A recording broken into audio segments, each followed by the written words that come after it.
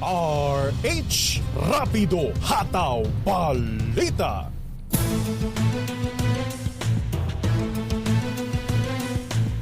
Narito ang pinakahuling balita hanggang sa mga oras na ito.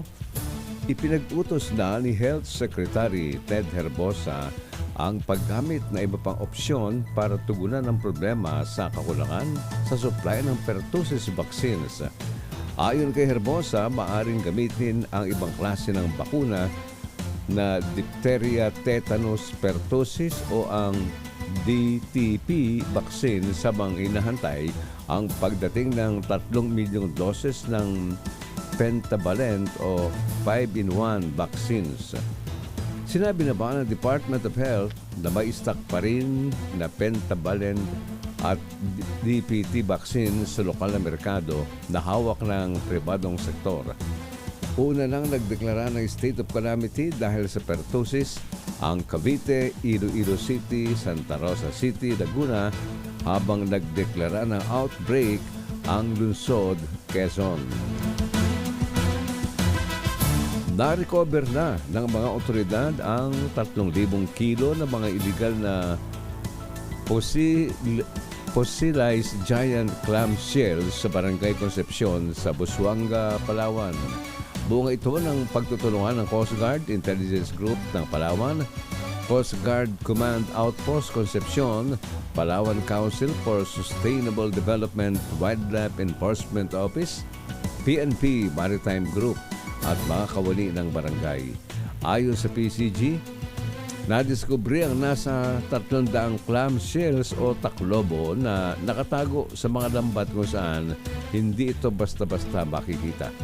Kasalukuyan na iniimbestigahan ang mga suspect sa likod ng iligal na operasyon. Mula sa DZRH News Center, ako naman, Andy Verde, tuloy-tuloy sa pagbabalita, tuloy-tuloy sa serbisyo, sama-sama tayo, Pilipino.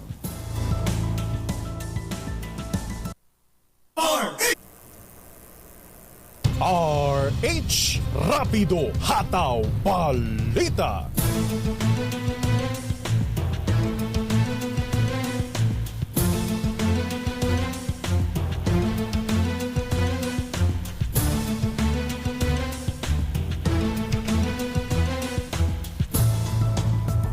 Narito ang pinakahuling balita hanggang sa mga oras na ito.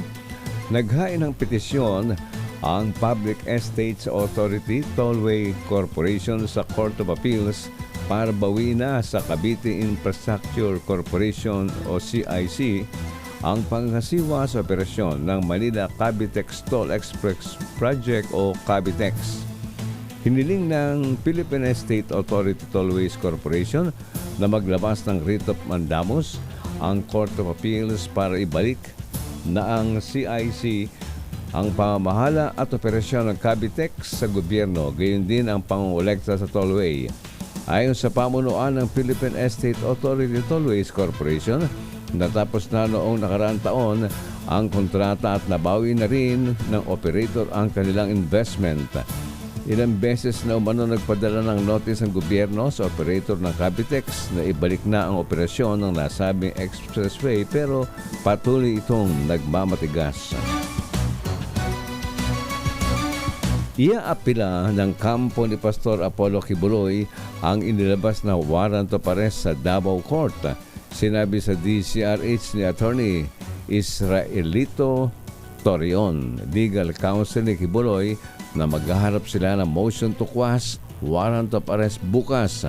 Giit ni Attorney Torreon, hindi valid ang pagpapaaresto kay Kibuloy dahil iaapila pa nila ang kaso nito.